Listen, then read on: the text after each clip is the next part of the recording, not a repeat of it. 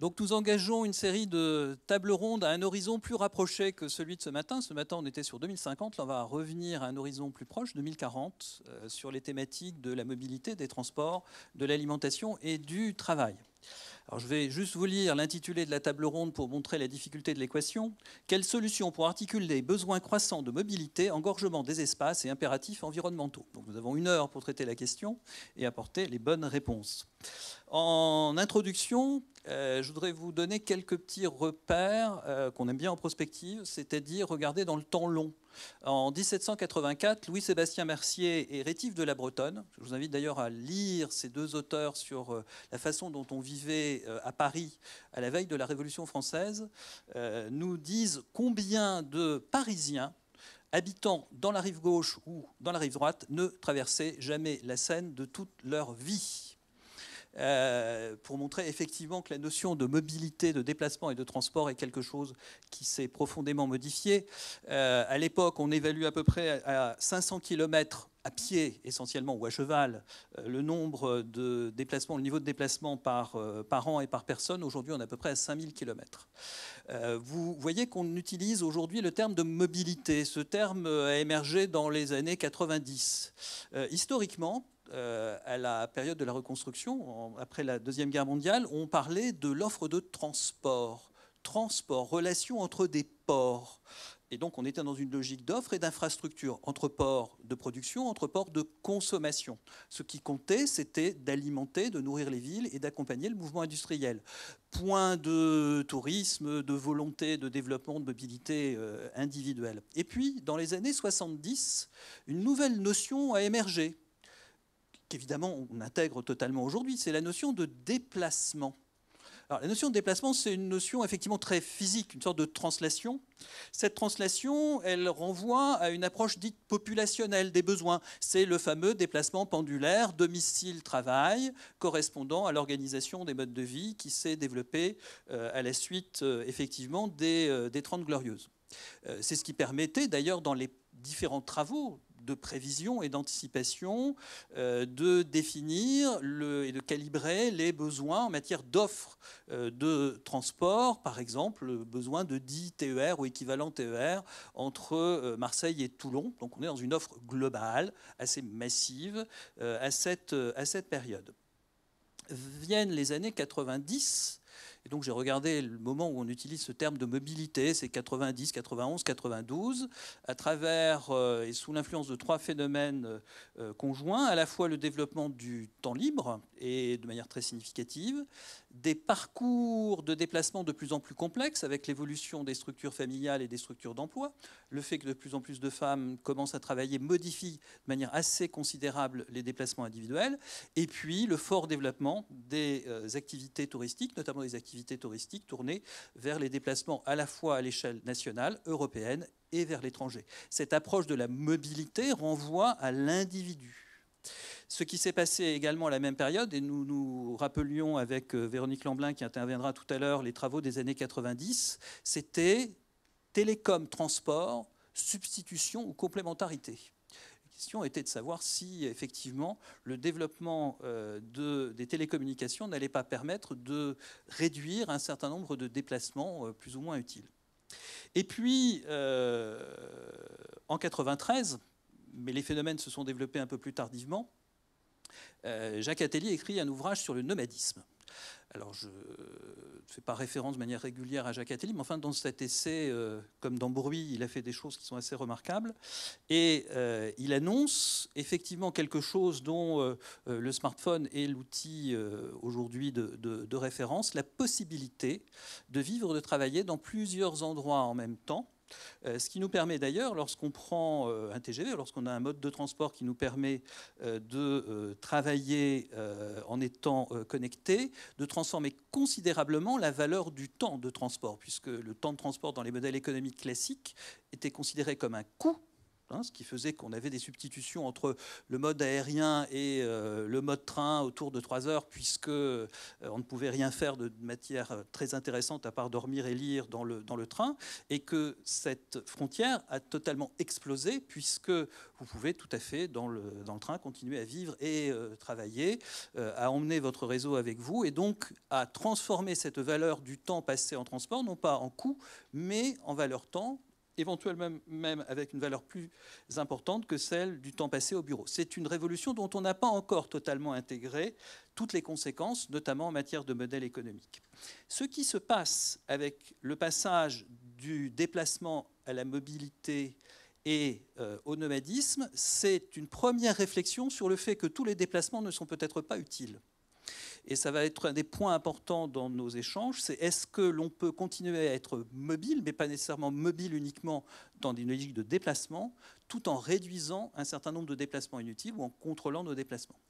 Et puis il y a un candidat aux élections présidentielles qui a annoncé peut-être le terme ultime de cette conquête des nouveaux mots pour traduire ce chaînage des transports en passant par le déplacement à la mobilité, et qui a annoncé peut-être le temps de l'ubiquité, effectivement avec le développement possible des hologrammes qui nous permettent d'être ici et ailleurs en même temps. Qui était un des éléments d'ambition de mes professeurs à Dauphine dans les années 80, qui était l'ambition ultime, c'est effectivement l'ubiquité, beaucoup plus d'ailleurs que l'augmentation de l'espérance de vie. C'était le schéma qui devait nous permettre de dépasser les choses. Alors, ce regard prospectif sur les termes montre aussi qu'à chaque période, on invente les concepts, les paradigmes qui nous semblent relever à la fois de la compréhension de ce qui se passe, mais également des solutions qui peuvent être mises en œuvre. Alors nous allons avoir 3 intervenants dans le cadre de cette table ronde. Donc Virginie Resson-Victor, qui est chercheuse en géopolitique prospective, directrice du LEPAC et que vous connaissez très bien, qui va nous dresser un premier panorama des mobilités à l'horizon 2030-2038 en référence au rapport qui a été réalisé par le LEPAC sur le monde en 2038, sur comment transporter 10 milliards d'humains à cet horizon. Ensuite, je vous présenterai les résultats de l'enquête prospective portant sur les différentes évolutions de la mobilité auxquelles un bon nombre d'entre vous a bien voulu répondre. Puis Nicolas Beaumont, qui est vice-président développement mobilité et de mobilité durable du groupe Michelin, qui est également responsable de la supervision du Movinam Summit, interviendra pour nous présenter comment les industriels pensent aujourd'hui les solutions de mobilité durable et inclusive. Et nous aurons également les éclairages de Véronique Lamblin, qui est directrice d'études à Futurible, sur un regard à la fois rétrospectif et prospectif sur la place du véhicule individuel et particulier, et éventuellement un certain nombre de sirènes sur le véhicule économique, le véhicule électrique, le véhicule autonome, avec un regard à la fois rétrospectif et prospectif.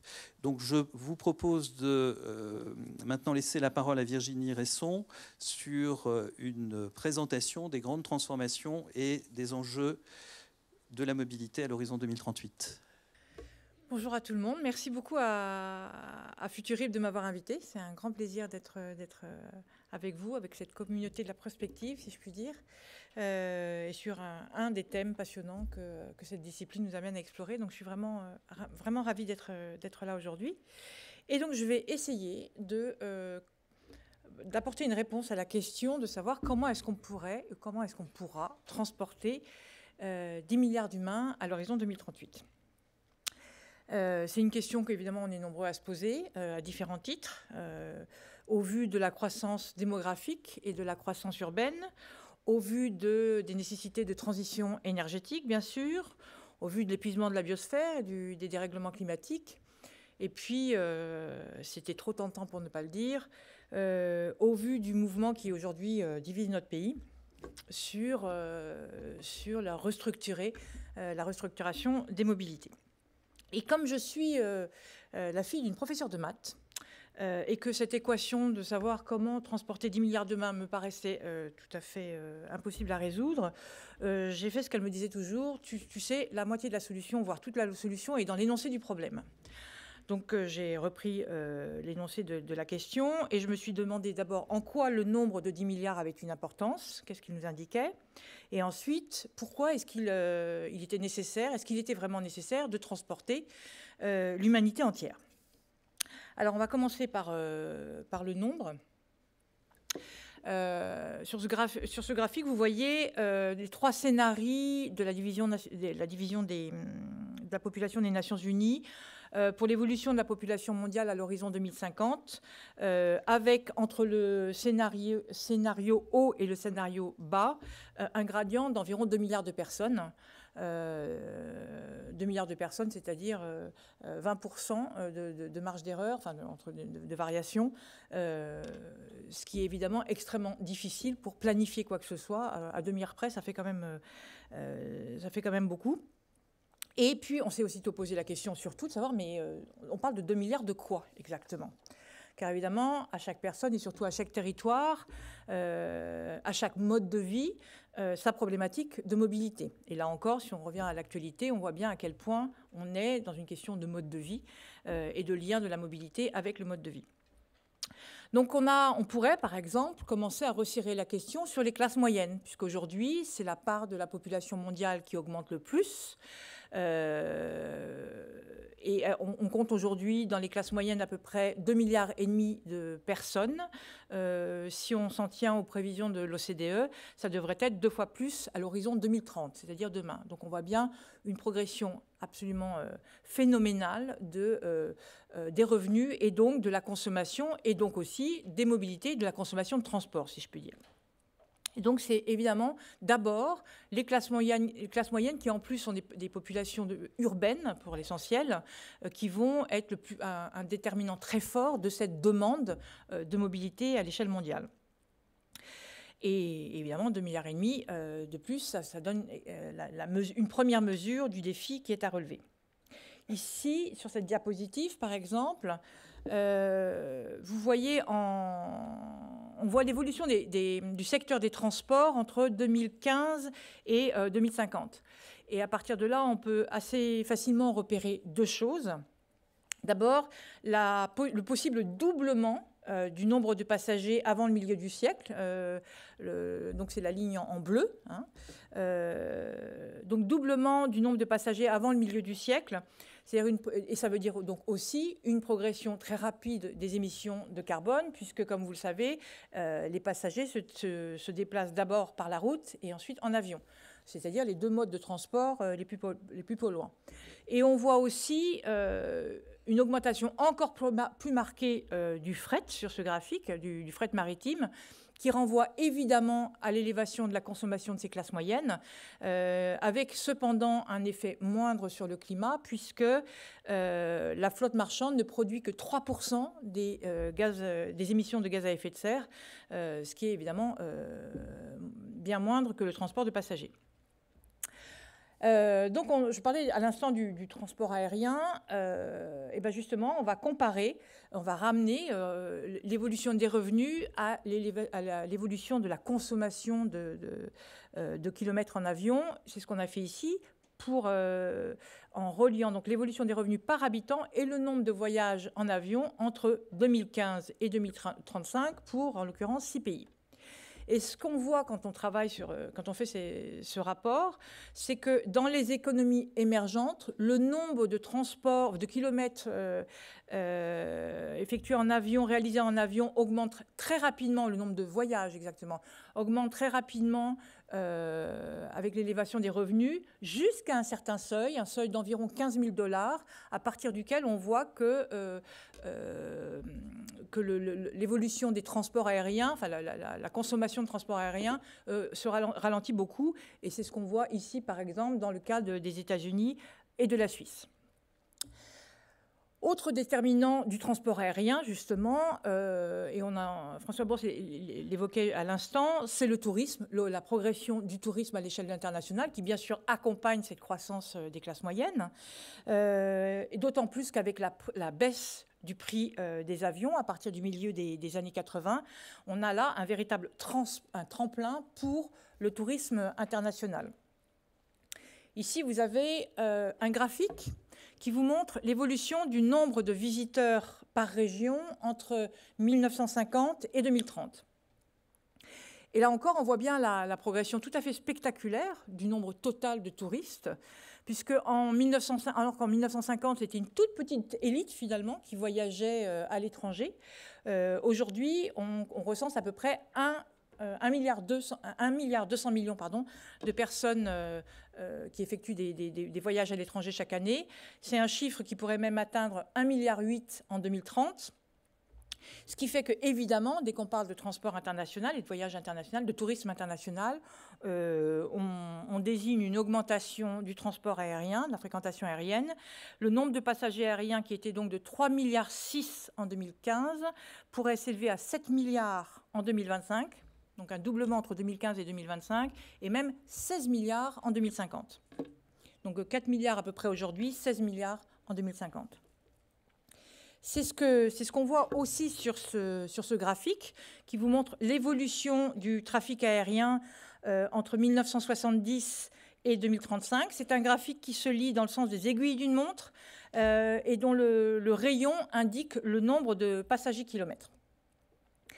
Et ce qu'en creux vient souligner ce graphique, c'est l'opérationnalité et l'importance du transport aérien dans la mondialisation en général et la mondialisation des transports en particulier.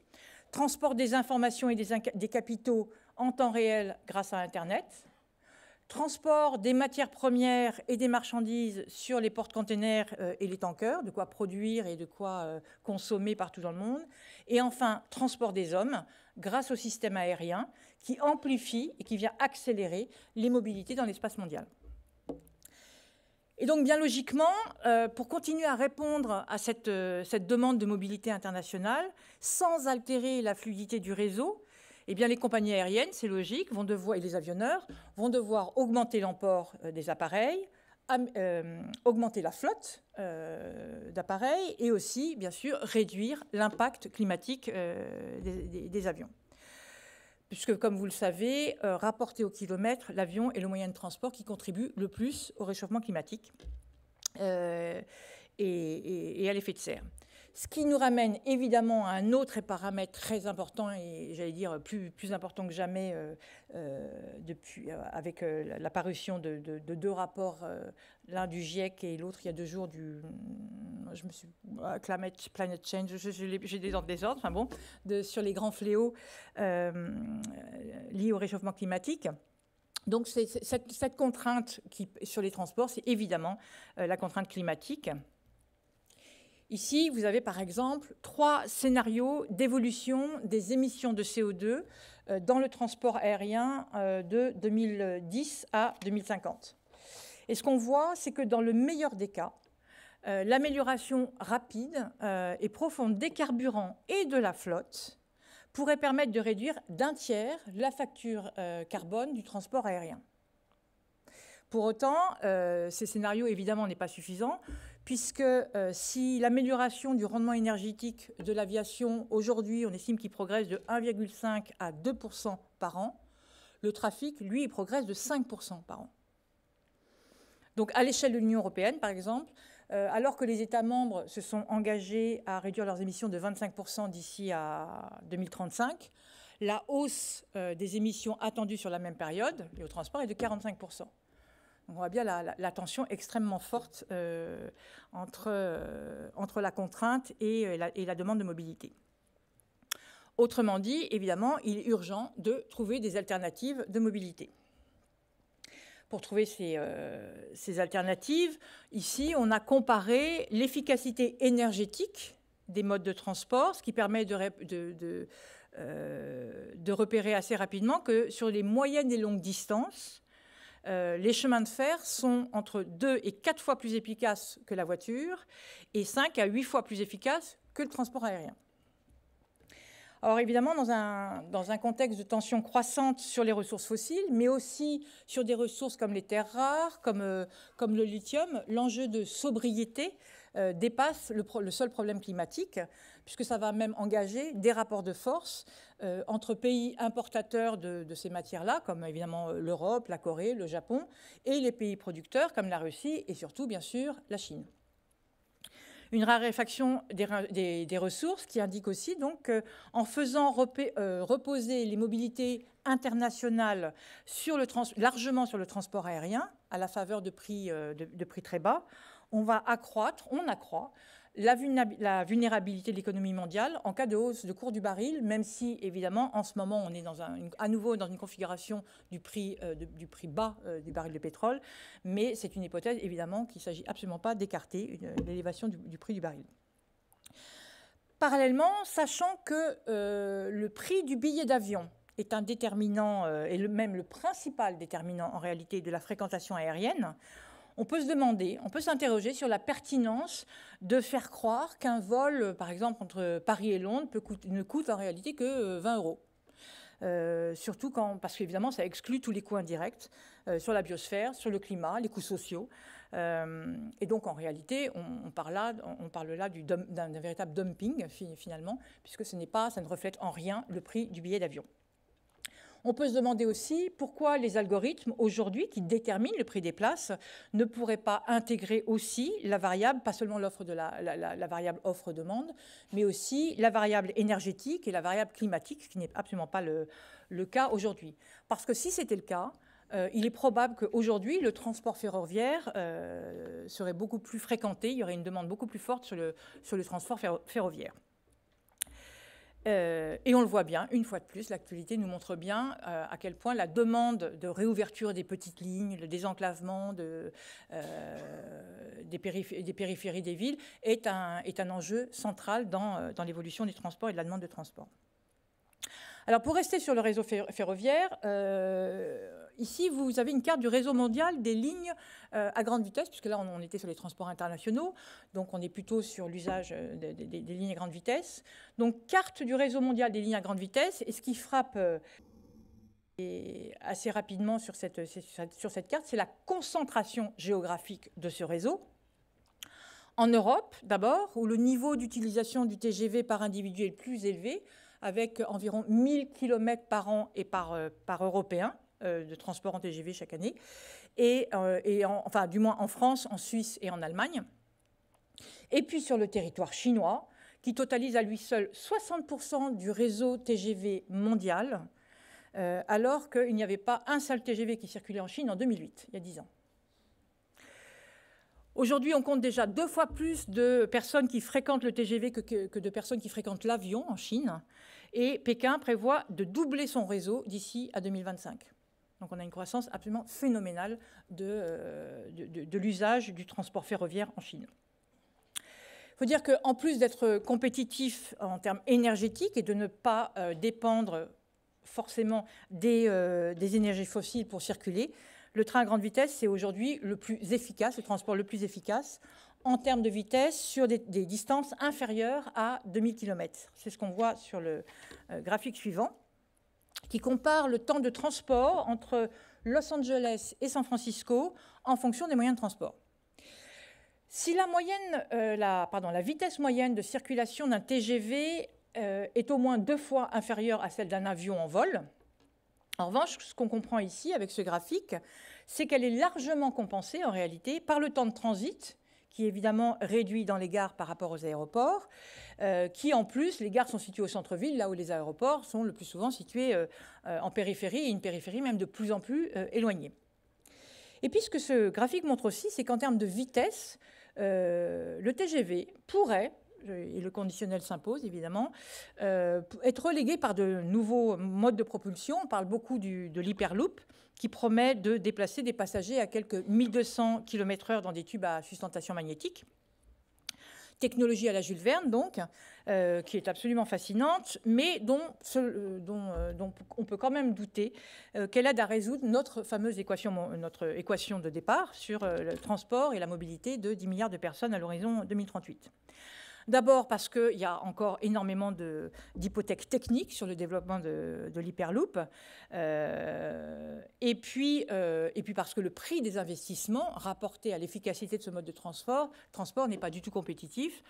Pour transporter 100 passagers en 1 heure avec l'hyperloop, au lieu de 1000 passagers en 3 heures avec le TGV, donc le développement de l'hyperloop sur le tronçon Los Angeles-San Francisco coûterait à minima 10 fois plus cher Et c'est à minima, puisqu'en réalité, on pense que c'est même bien au-delà de 10 fois plus cher que l'instauration d'une ligne à grande vitesse sur la même distance.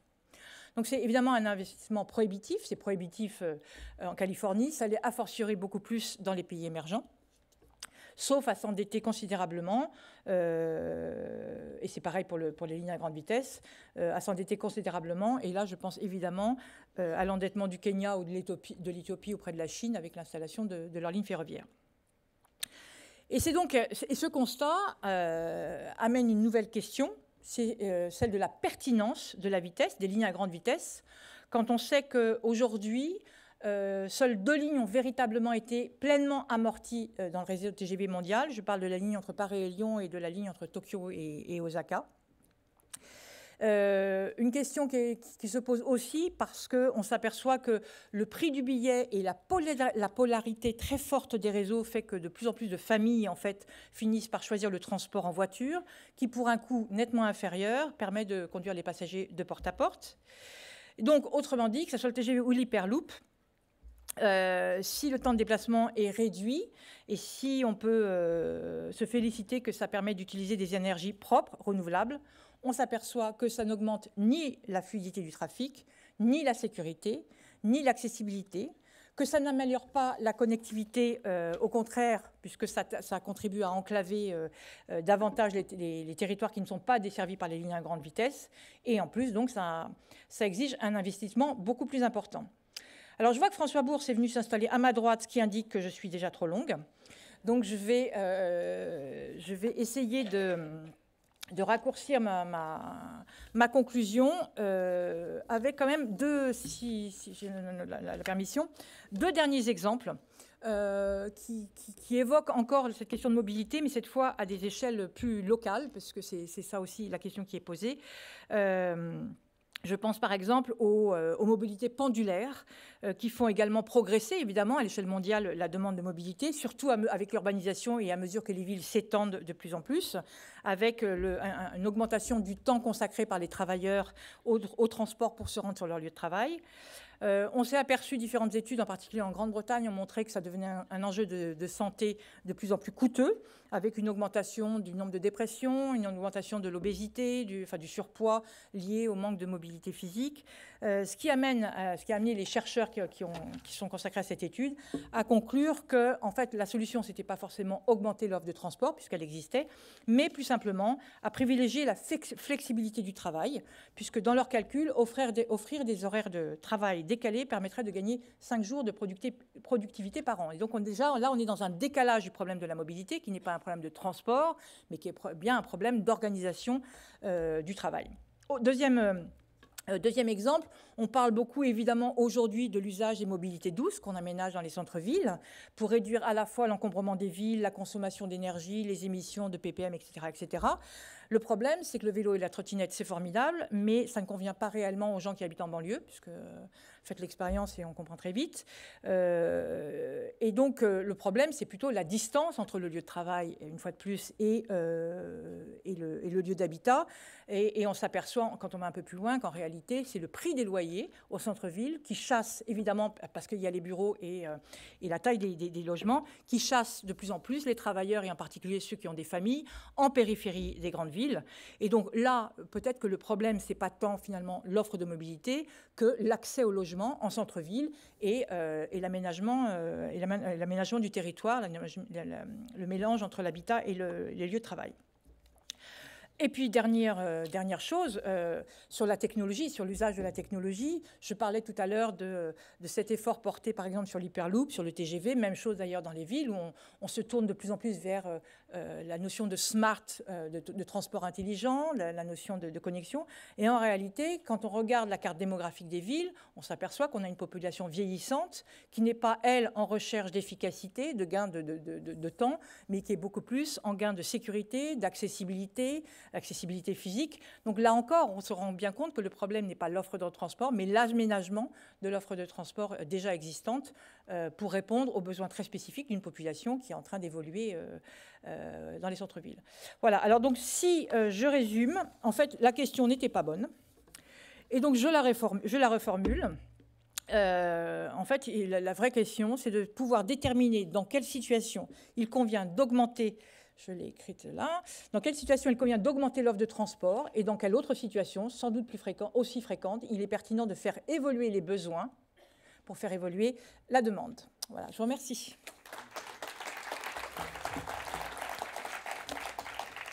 Merci beaucoup pour cette remarquable démonstration et cette synthèse pour un paysage d'ensemble. Je rebondis tout de suite par la présentation des résultats de l'enquête prospective sur les 4 hypothèses structurantes qu'on vous a proposées sur l'avenir de la mobilité. Donc si en régie les supports concernant... Voilà, merci. Donc nous avions 4 hypothèses. Vous avez répondu, à peu près 130 personnes ont répondu. La première hypothèse, qui est directement dans la continuité du propos de Virginie Resson-Victor, d'ici 2040, les déplacements seront très contraints et freinés, leurs taxes, usages et les solutions alternatives, donc réorganisation notamment des besoins dans le cadre du travail à domicile, l'enseignement à distance, des services de proximité, se développeront. Vous voyez que c'est un élément sur lequel vous avez une position effectivement à la fois très favorable et vous considérez que c'est effectivement l'hypothèse de référence à l'horizon 2040. Nous avons indiqué un certain nombre de commentaires que vous lirez directement. Je ne vais pas les reprendre puisque ça nous fera gagner un petit peu de temps. Sur l'ensemble des items que nous avons testés en termes d'hypothèses, et pour celles qui vont être présentées dans le cadre de cet après-midi, c'est l'hypothèse qui a reçu le plus de votes, je dirais favorables ou ouverts dans l'ensemble. Deuxième hypothèse, donc j'en viens, voilà. À l'horizon 2040, on constatera une séparation entre ceux qui seront exclus de la mobilité. On a déjà ces phénomènes-là dans le Haut-Var, avec des populations retraitées qui sont assez éloignées de l'offre de transport. Il y a peu de transport collectif dans le Haut-Var, et avec des coûts de mobilité automobile qui ont cru. Ceux qui vendent leur temps pour répondre aux besoins de mobilité des autres, et ceux qui achètent la mobilité. C'est ce qu'on voit par exemple à Mexico, où de plus en plus de personnes achètent la mobilité des autres. C'est les services de livraison, d'organisation de transport, et puis d'autres qui effectivement deviennent des soutiers de la mobilité. Même phénomène, à savoir interrogation majeure sur l'émergence ou le développement d'exclus de la mobilité et puis d'une sorte de ségrégation socio-spatiale sur la mobilité. Troisième élément, alors peut-être est-ce que c'est un rêve de bobo parisien, comme quelqu'un l'a écrit. D'ici 2040, le véhicule particulier, alors qui sera, comme on l'a écrit ou ambitionné, autonome, électrique et connecté, deviendra un espace de vie individualisé et customisé, c'est-à-dire une pièce à vivre, un salon roulant ou un lieu de travail. Alors on peut rêver. Alors là, vous voyez qu'on a presque une réponse bimodale, c'est-à-dire que certains d'entre vous considèrent que oui, effectivement, c'est un des mouvements possibles, alors pas nécessairement pour tous les véhicules particuliers, d'autres considèrent que non, puisque les véhicules particuliers demain seront essentiellement des véhicules banalisés, de petits véhicules et des véhicules de flotte, donc dans des logiques d'usage et non plus de propriété, donc qui s'opposent assez largement à la logique de customisation. Et puis d'autres encore considèrent que ce n'est absolument pas la bonne solution et que l'enjeu c'est la suppression progressive du véhicule particulier. Alors évidemment, l'horizon 2040 est un horizon extrêmement précoce par rapport à ces transformations. Dernière hypothèse, toujours effectivement un positionnement peut-être centré par rapport à nos modes de vie parisiens ou franciliens. D'ici 2040, les principales infrastructures de transport collectif, notamment dans le cadre du report d'un certain nombre de reports modaux, seront saturées. Lignes ferroviaires, on sait qu'il y a un certain nombre de soucis, en tout cas en Europe, aéroports, métro. Donc là, on a également des interrogations assez significatives. Il n'y a pas de position définitive par rapport à cet item. Alors, face à ces interrogations, on voit que vraisemblablement, comme on l'a dit ce matin, la question des temporalités va être absolument déterminante. On en reparlera tout à l'heure, mais lorsque les autorités indiennes annoncent en 2012 qu'à l'horizon 2030, 100% des véhicules seront des véhicules électriques en Inde. On peut s'interroger sur l'horizon et la façon dont les choses se disent, mais apparemment, les choses sont en marche, on en reparlera. Et de la même manière, lorsque l'ancien ministre de la Transition écologique et solidaire a annoncé la fin de la commercialisation des véhicules thermiques à l'horizon 2040, là, il y a eu un grand éclat de rire chez un certain nombre d'acteurs industriels. On voit bien que les approches ne sont pas les mêmes. Donc là, on a une question aussi de transition, y compris de temporalité et sur les outils qui vont être développés. Donc je vais passer la parole à Nicolas Beaumont sur une question importante, c'est comment les acteurs industriels, y compris organisés en réseau d'acteurs et en écosystème, peuvent répondre ou proposent aujourd'hui des réponses pertinentes pour permettre une mobilité durable et inclusive. Voilà, le terme est important puisqu'il vient accompagner les enjeux de développement durable. Merci beaucoup.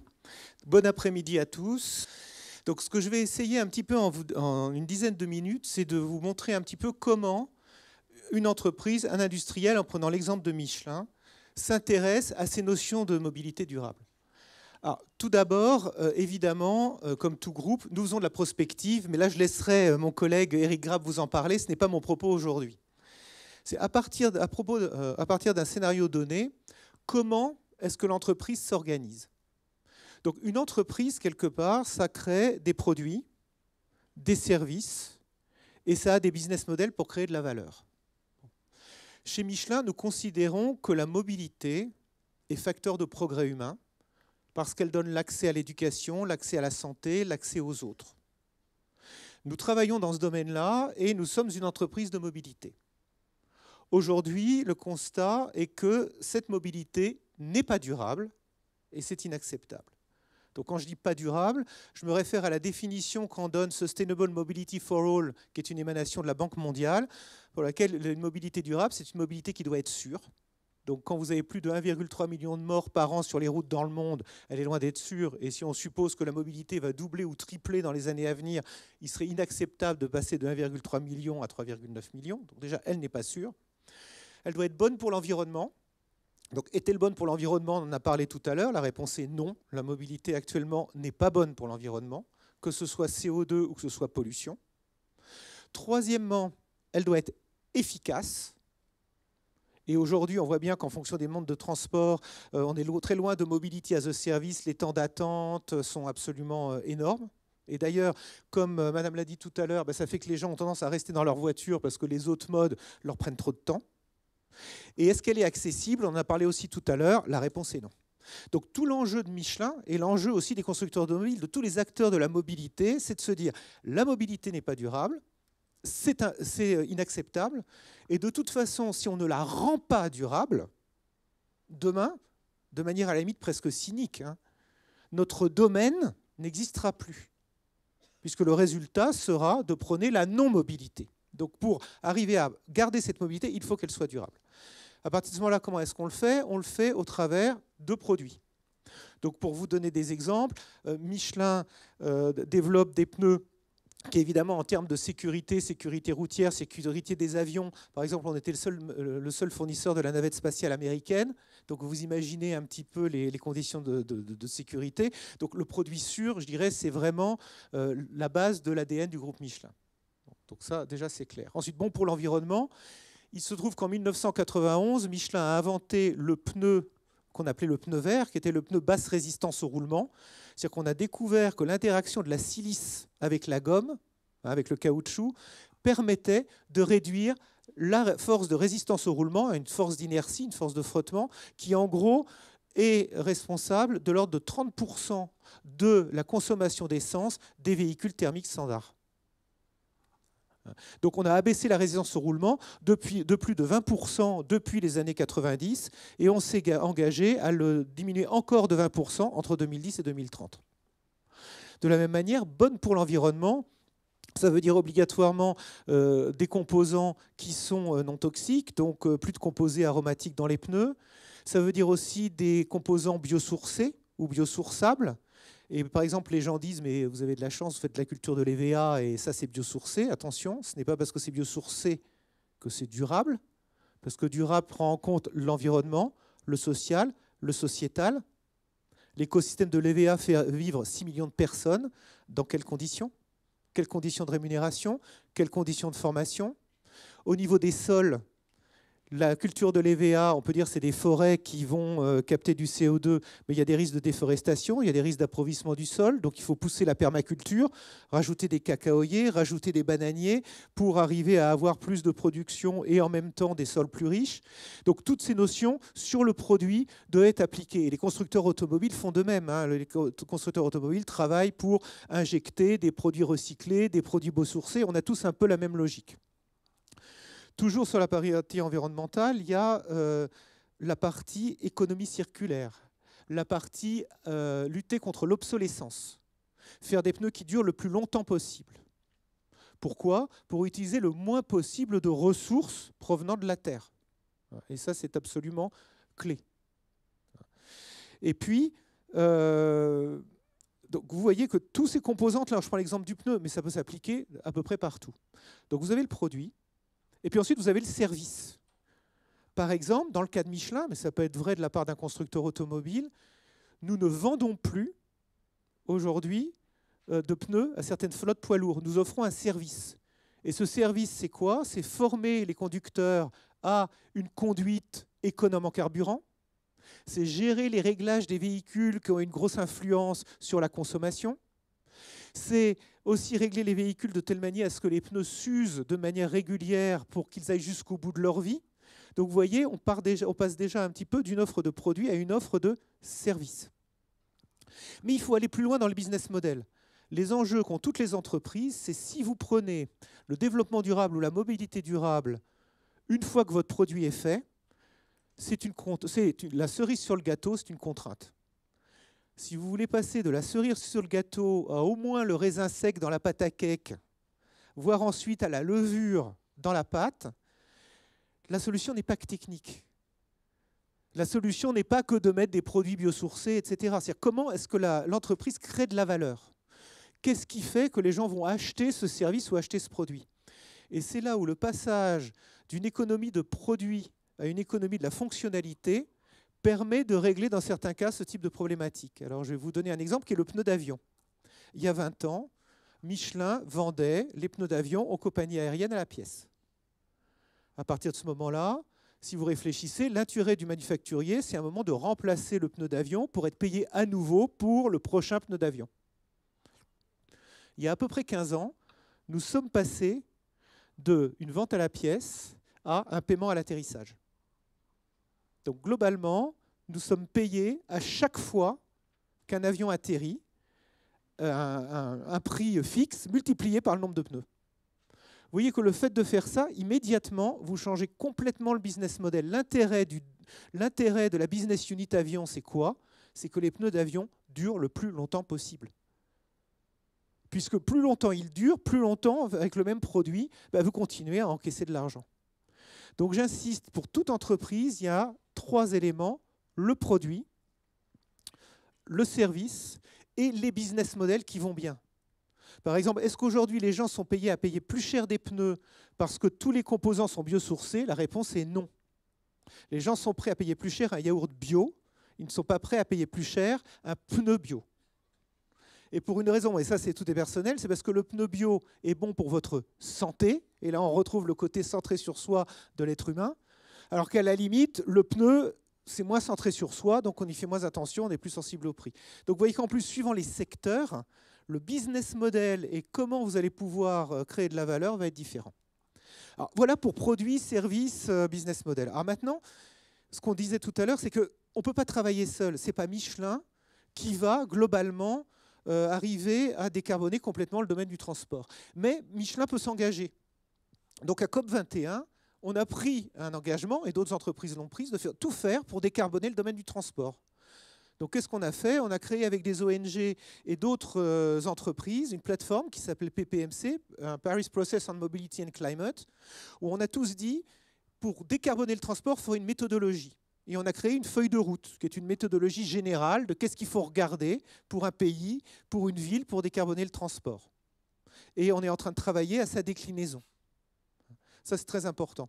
D'autre part, Michelin est présent dans un certain nombre d'instances. Par exemple, sécurité routière, nous sommes au comité de pilotage des instances de l'ONU Pour la mobilité, nous sommes au Steering Committee de Sustainable Mobility for All. Et là, on n'y parle pas pneu. Le pneu n'est pas la question. La question, c'est comment l'industrie peut aider les villes, les pays, les législateurs à avancer. On n'est pas dans du lobbying, on est complètement dans de la mise en commun. Et puis l'autre chose, les offres de demain, ce n'est pas que des pneus. C'est des offres pour les villes, c'est des offres pour les pays. Et c'est là où la co-innovation, la co-construction avec d'autres entreprises, avec des villes, devient essentielle. Et c'est pour ça que Michelin s'est lancé en créant le sommet Moving On qui a lieu tous les ans à Montréal, où on rassemble des gens de communautés d'intérêt qui co-construisent, qui co-innovent ensemble, et que nous avons le Moving On Lab, dont Eric vous parlera plus demain, et qui consiste à un ensemble d'entreprises entourées d'universitaires, entourées de villes, qui travaillent sur des communautés d'intérêt pour aller de l'ambition à l'action et être capable de créer les produits et services de demain pour une mobilité durable, c'est-à-dire, je le répète, sûre, efficace, bonne pour l'environnement et accessible. Je vous remercie.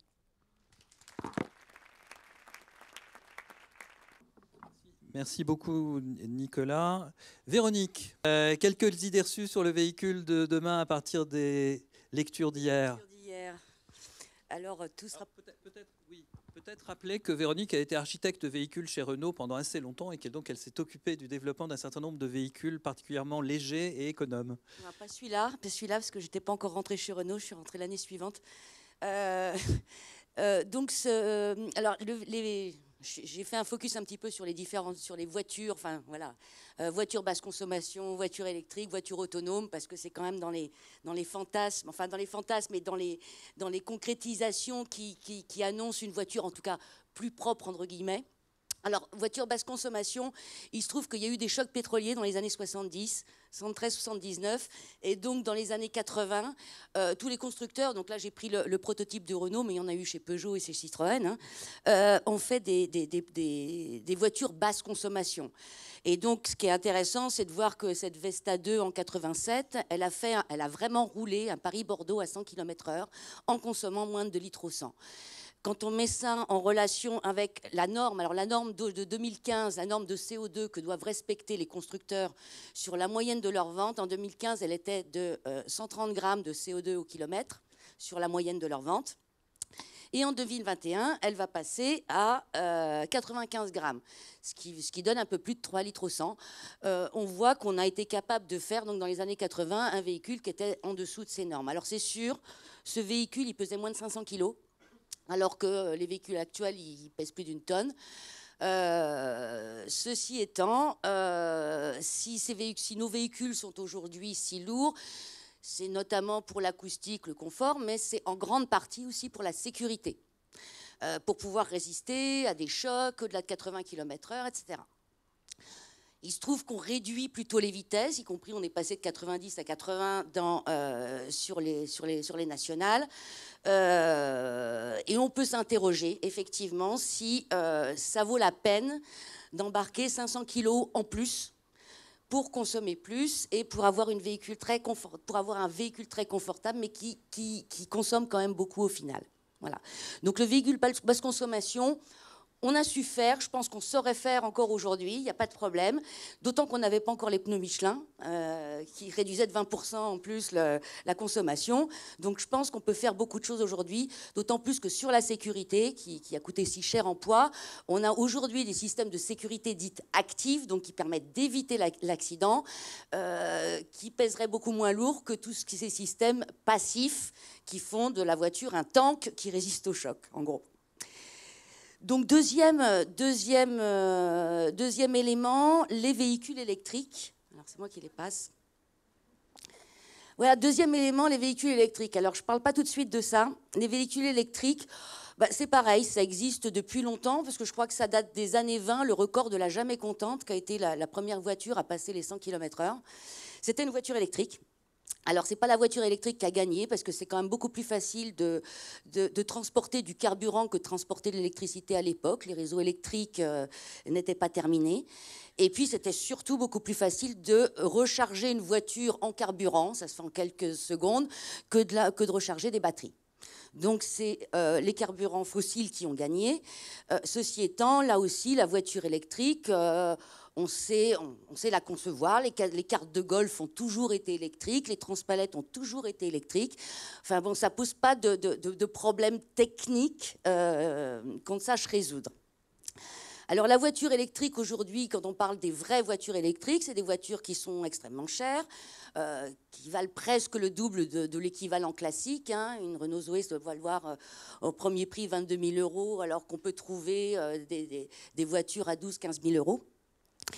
Et en voiture électrique, ce que j'ai voulu vous mettre comme image, c'est pour rester dans la voiture. Hein, je n'ai pas voulu aller sur tous ces engins urbains de trottinettes électriques, ces gyropodes, etc., qui sont aussi des véhicules électriques, mais qui ont l'avantage qu'on peut recharger chez soi. La voiture, c'est un petit peu plus difficile. Mais je voulais quand même vous montrer en image de la voiture électrique le seul marché de véhicules électriques qui soit né spontanément. On les appelle dans la littérature les low-speed electric véhicules, parce qu'en fait, c'est des voiturettes électriques qui roulent entre 50 et 70 km, entre 50 et 70 km/h, et qui ont une autonomie de 40 à 120 km, suivant le nombre de batteries qu'on met simplement en série. Alors, ces véhicules sont sortis il y a quelques années en Chine. Ils sont nés spontanément, plutôt à l'intérieur du pays. Sans aucune régulation, c'est des voiturettes, il n'y a pas besoin d'assurance, il n'y a pas besoin de permis. Et il y en a aujourd'hui beaucoup plus de ces voiturettes électriques en Chine que de vraies voitures électriques. Hein. On évalue, parce qu'évidemment, comme il n'y a pas d'enregistrement, on estime le parc à 3-4 millions. Le parc de véhicules électriques, il doit être de 2 millions, de vraies voitures électriques. Donc, le seul marché de voitures électriques qui soit né spontanément, parce que ces véhicules, ils ne coûtent pas très cher. Et puis, ils ont été assez aisément fabriqués sur place, je dirais presque bricolés de façon artisanale. Et puis, ces véhicules, ils ont un prix qui ne coûte pas grand-chose en comparaison de nos vraies voitures électriques, puisqu'on est de l'ordre de entre 1 500 et 10 000 $, mais les prix moyens, c'est 3-5 000 $. Voilà.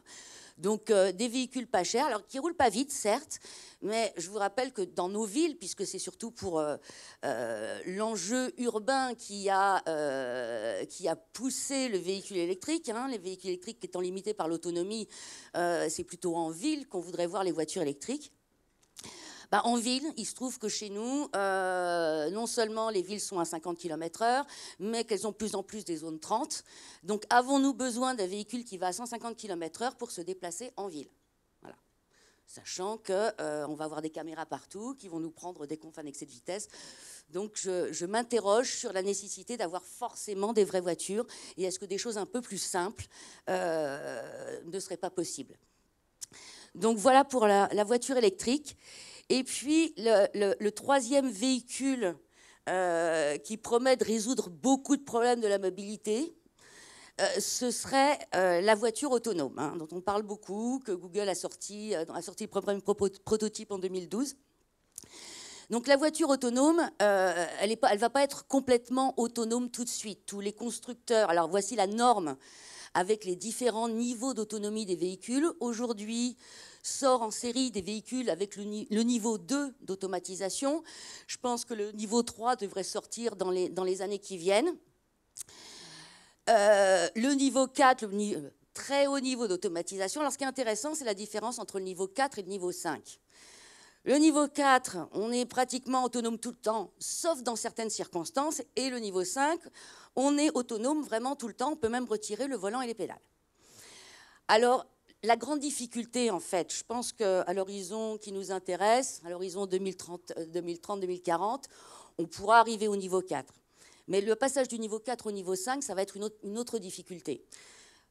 Outre les difficultés techniques de reconnaissance de tous les cas et tous les incidents qui peuvent survenir sur la chaussée, donc tous les problèmes vraiment techniques, il y a aussi un problème de responsabilité. Et la grande différence entre le niveau 4 et le niveau 5, c'est qu'au niveau 5, on est vraiment dans un robot, c'est-à-dire que le conducteur n'est plus responsable.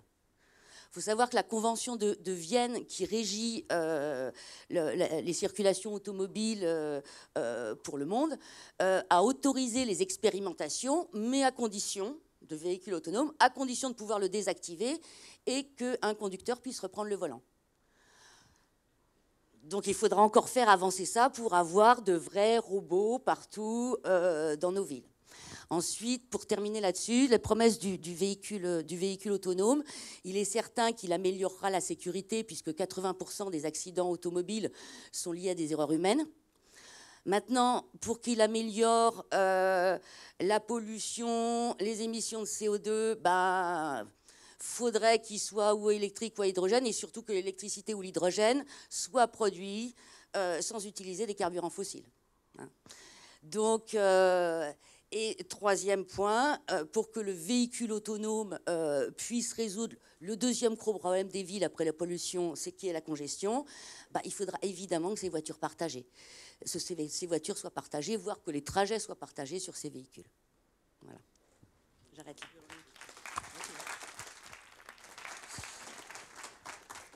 On a droit à 5 minutes d'échange en table ronde, parce qu'on a 3 intervenants absolument passionnants et passionnés. Donc on a quand même un paysage assez contrasté, mais on a aussi des pistes de solutions. On voit que le transport aérien devrait être beaucoup plus taxé et contraint, que les solutions de type ferroviaire sont quand même particulièrement intéressantes, et que du côté du véhicule particulier, il y a beaucoup à faire à partir des solutions que l'on connaît, sans nécessairement aller sur le véhicule électrique. Alors on a vu ce matin qu'il y a quand même une question intéressante qui a émergé à partir de l'enquête, qui est la transition générale, oui, bien sûr. Mais quelle temporalité et comment font les autres? Alors moi, j'avais envie de vous poser la question, notamment à Nicolas et puis à ceux qui connaissent les situations dans les autres régions du monde. Comment font les autres? Et est-ce qu'il y a des expériences, des dispositifs particulièrement intéressants et innovants dont on pourrait s'inspirer pour bâtir cette fameuse mobilité durable et inclusive? Comment ça se passe en Inde, Nicolas? Nicolas a été responsable de Michelin Inde pendant 5 ans, je crois, hein, plus ou moins. C'est ça. Oui. Alors, en Inde, je ne vais pas vous faire un cours sur l'Inde, mais l'Inde, ce qui est très intéressant, c'est que c'est un système démocratique, mais c'est un système démocratique à la Suisse, avec 1,3 milliard d'habitants. Donc, à la fois, il y a énormément de choses qui se font au niveau local, et puis vous avez un gouvernement. Le gouvernement donne une vision. Donc, par exemple, quand le ministre des Transports a annoncé 2030, fin des véhicules électriques, ça ne veut pas dire que ce sera 2030. Ça veut dire que le chemin, ça veut dire que c'est lancé et ça veut dire que ça va se faire. À partir de ce moment-là, chaque État étant plus ou moins autonome, chaque entreprise étant un peu autonome, je dirais que ça se fait un petit peu comme ça peut. Mais il y a des contre-exemples. Par exemple, lorsque le gouvernement indien s'est rendu compte, il y a une vingtaine d'années, qu'il n'arriverait pas à équiper l'ensemble de leur population de téléphones, ils sont allés chercher Nokia, parce qu'ils n'avaient pas la technologie. Ils ont dit à Nokia, vous nous développez un téléphone pour moins de temps, et ils ont réussi à équiper toute la population indienne de smartphones en moins de 10 ans. Autre exemple, les ampoules électriques. Ils sont passés de l'ampoule à filament aux technologies à LED, etc., en 3 ans. Pareil, ils ont convoqué des entreprises et ils leur ont dit, est-ce que vous êtes capable de me produire en moins de temps, tant de millions de LED, etc. Et ils ont réussi dans ce système, a changé complètement, en moins de 3 ans, l'ensemble des ampoules. Donc ce qui est intéressant avec l'Inde, ce qu'on sait mal faire en Europe, c'est cette combinaison globale-locale. C'est-à-dire que le local fait ce qu'il veut, le central donne des directions, et puis par moment, le central a des espèces de mouvements un peu autocratiques pour pousser d'un côté, ou pour donner aux moyens au local d'avoir les technologies, en faisant venir des entreprises, en proposant des business models. Et en Chine ? Véronique? En Chine, c'est ce que je voulais montrer avec ces petits véhicules qui sont nés spontanément. Il y a certes des interdictions et des obligations effectivement de commercialiser un minimum de véhicules électriques. L'électrification se fait à marche forcée selon les directives du plan. Mais j'ai trouvé ça intéressant de découvrir qu'à la campagne, il y avait aussi ces initiatives de petits véhicules qui avaient été bricolés localement. Et l'expérience de la Norvège en matière de développement des véhicules électriques? Alors, l'expérience de la Norvège, alors eux, ils ont été effectivement précurseurs en mettant beaucoup d'argent sur la table, puisque les subventions pour acheter un véhicule électrique étaient énormes. Plus la possibilité de recharger gratuitement, plus pouvoir aller sur les voies de bus, quand le reste des voies était encombré, plus la possibilité de prendre les bateaux gratuitement. Alors en Norvège, c'est important. Tout ça a fait qu'aujourd'hui, 10% du parc est électrique. Ils vont arrêter d'autoriser les véhicules électriques sur les voies de bus, parce que les voies de bus maintenant sont encombrées par les véhicules électriques, avec 10% du parc évidemment. Et puis, ils vont commencer à faire payer les bornes électriques, enfin le fait de recharger aux bornes électriques, parce que ça a créé des queues. évidemment, parce que les gens ne se coordonnent pas pour recharger tous à des moments différents. Donc, ils découvrent les difficultés d'avoir 10% du parc seulement en voiture électrique. Autre peut-être chose intéressante aussi en Norvège, c'est qu'il faut savoir que les véhicules électriques, un article d'un scientifique local qui s'est intéressé au sujet disait, a priori, ce sont essentiellement des secondes voitures, c'est-à-dire que les gens ont acheté un véhicule électrique parce que c'est mieux, c'est propre, sachant qu'en Norvège, 90% de l'électricité, c'est de l'hydroélectricité quand même. Donc c'est effectivement de l'énergie verte. Donc c'est propre, c'est mieux, etc. Donc les ménages se sont équipés d'une voiture électrique pour aller travailler tous les jours, mais ont une deuxième voiture pour partir en week-end thermique. Moi, je voulais juste revenir, faire le lien entre ce qu'on vient de dire et ce que vous disiez auparavant dans votre introduction. Il y a quand même on compare des choses qui ne sont pas tout à fait comparables. 40 millions de véhicules en Inde, 32 millions en France. Donc on est sur des taux d'équipement qui sont tellement différents que c'est difficile quand même de lier les problématiques. Je reviens aux chiffres de l'équipement en France, on va dire, sur l'utilité de la mobilité. C'est-à-dire que là, on est en train de repartir sur le transport, ce qui est une tendance spontanée. Alors que en réalité, je ne sais pas si vous avez vu, il y a eu un sondage là qui est sorti, 60% des gens qui habitent en centre-ville utilisent encore des voitures et ont encore des voitures. C'est ahurissant. Donc c'est là où il y a toute la question qui est celle du comportement et du levier comportemental qui, à mon avis, est partie centrale maintenant, puisque les solutions techniques, on les a, vous l'avez souligné, les raisonnements industriels, on les a, les moyens, on les a, etc. Donc là où il y a encore un levier dans la question de la mobilité et des transports, moi, c'est terriblement comportemental. C'est pour ça que l'expérience de l'Inde est intéressante, mais elle va aussi avec un régime. On pourrait citer l'exemple de la Chine aussi, mais ça va avec une pratique de régime, et on voit bien qu'en France, c'est pas tout à fait aussi simple. Je voudrais juste mentionner un exemple, puisque la région Provence-Alpes-Côte d'Azur commence à réfléchir à une politique globale en matière de transport et de déplacement, dont l'objectif est de maintenir le niveau de mobilité, mais en réduisant le nombre de déplacements. Et donc, penser la réduction du nombre de déplacements, ce qui conduit à penser la réorganisation du temps de travail, de l'organisation des villes, sans contraindre la mobilité, c'est-à-dire les besoins de déplacement les plus utiles, c'est vraisemblablement un paradigme sur lequel il va falloir travailler, mais sur lequel les acteurs sont aujourd'hui assez largement préparés. Il y a un sujet qu'on n'a pas abordé, qui est le sujet du rôle du marketing. Non, mais le rôle du marketing et de l'éducation dans tout ça. Parce qu'on voit bien que pour être mobile autrement, il y a tout le travail d'éducation. Moi, quand j'étais petit à Paris, tout le monde balançait tout par terre. Et c'est à l'époque où, à l'école, vous pouvez le trouver d'ailleurs sur Internet, il y a eu les premières campagnes Minizut et M'as-tu vu. C'était une petite souris et un petit chat. Et où on nous expliquait qu'il ne fallait pas balancer les choses par terre. Donc ça a démarré comme ça. Et est-ce qu'aujourd'hui, chez nous, en Europe, est-ce que cette éducation pour la partie durabilité existe ou non? C'est une question. Deuxièmement, au niveau marketing, lorsque vous regardez le marketing des entreprises de mobilité, que ce soit les constructeurs automobiles, le ferroviaire, etc., que vous regardez les clips, est-ce que ces clips promeuvent ou ne promeuvent pas un changement de comportement? Parce que tous, quelque part, on est formés à la fois par notre éducation et par ce qu'on voit toute la journée à la télé, les écrans et la manière dont les personnages publics s'expriment. Ce sera le dernier mot. Mais oui, même si quand même, alors un petit peu, moi j'appelle ça une bonne nouvelle, mais c'est très personnel, mais même si, et j'en discutais il y a quelques jours avec quelqu'un qui a une école de conduite automobile, le passage du permis à considérable, enfin, ce que représente le permis de conduire et le nombre de gens qui passent le permis de conduire en ville, parce a énormément changé, donc il y a quand même une évolution des mentalités. Merci à tous de ces propos passionnés et passionnants. Et donc, on va passer à la table ronde suivante.